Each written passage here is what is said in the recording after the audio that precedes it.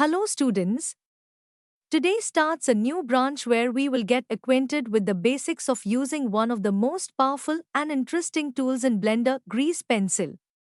In this course, we will use Grease Pencil for graphic design and architectural sketching. Grease Pencil is amazing. It allows you to combine two-dimensional and three-dimensional elements in one project, opening new horizons for artists and designers.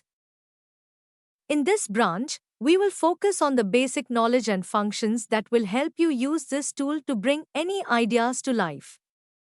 And for those who master the basics and want to continue, there is an opportunity to move on to the hardcore level by subscribing to Patreon. There you will find a lot of interesting and useful content. We will delve into more complex techniques, explore advanced features, and level up our skills to the 80th level on complex projects.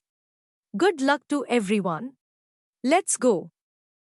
This is an introductory lesson.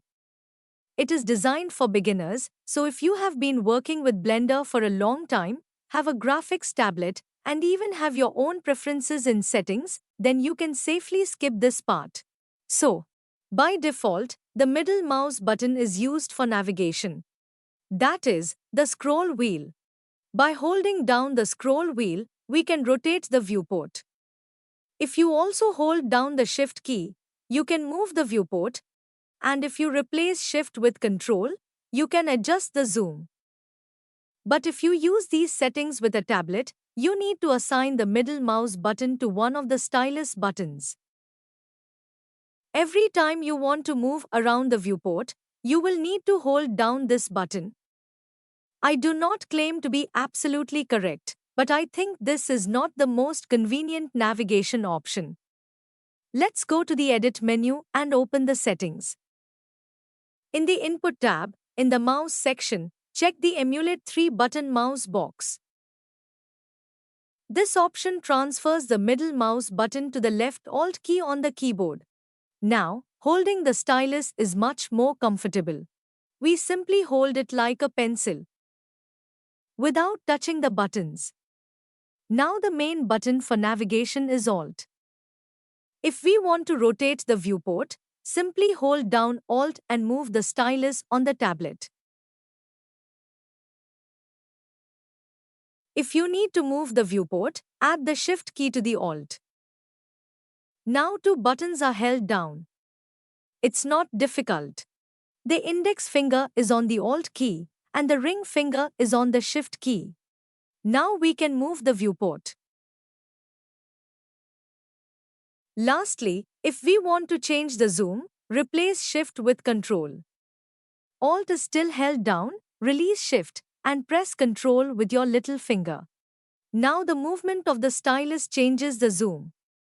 Half an hour of practice, and you will like this configuration. Let's repeat once more.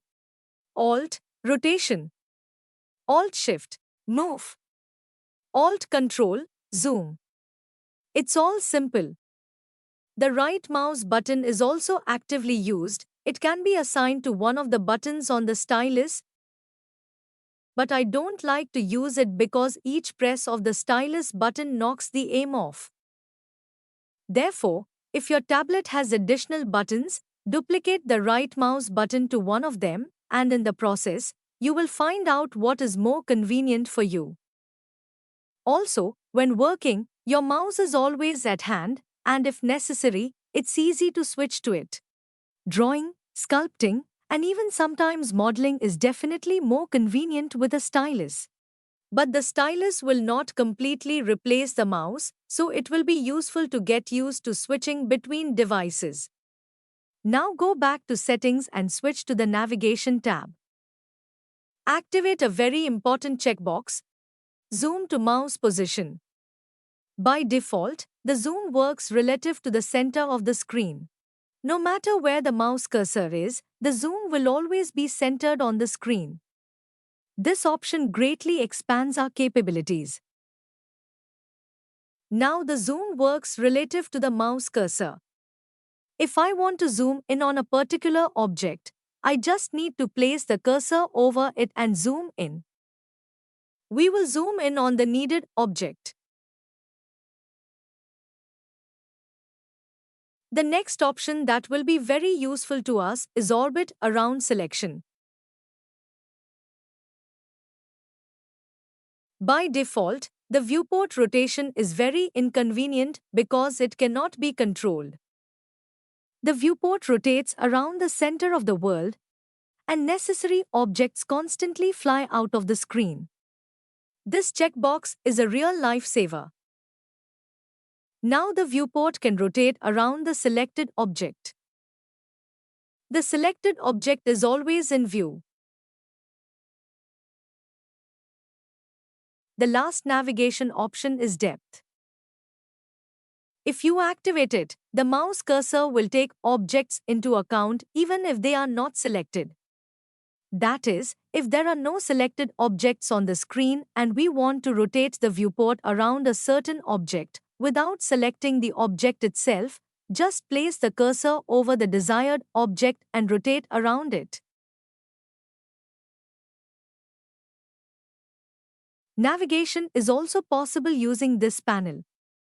You can rotate the viewport with the gizmo, just grab it and turn it in the desired direction.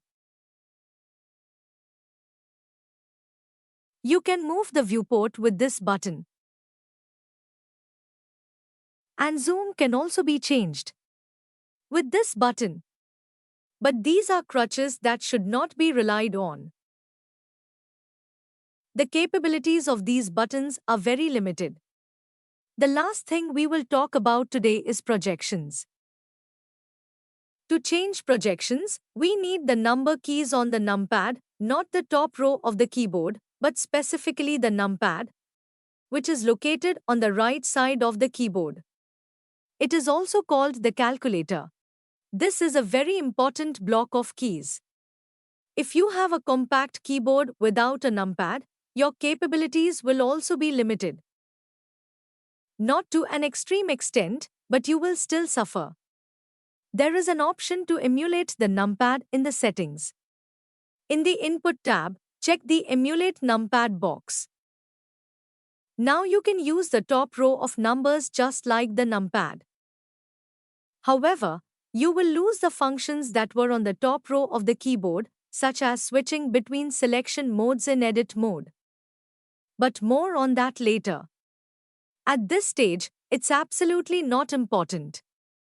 The main thing is that now you know the numpad can be emulated. So, you can switch between projections using the numpad. 3 main projections are controlled by keys 1, 3, and 7. 1 is the front view, 3 is the side view, and 7 is the top view. The same can be done by clicking on the appropriate axis on the gizmo. For example, clicking on the positive direction of the Z-axis will switch to the top view, and the negative direction of the Y-axis corresponds to the 1 key, that is, the front view.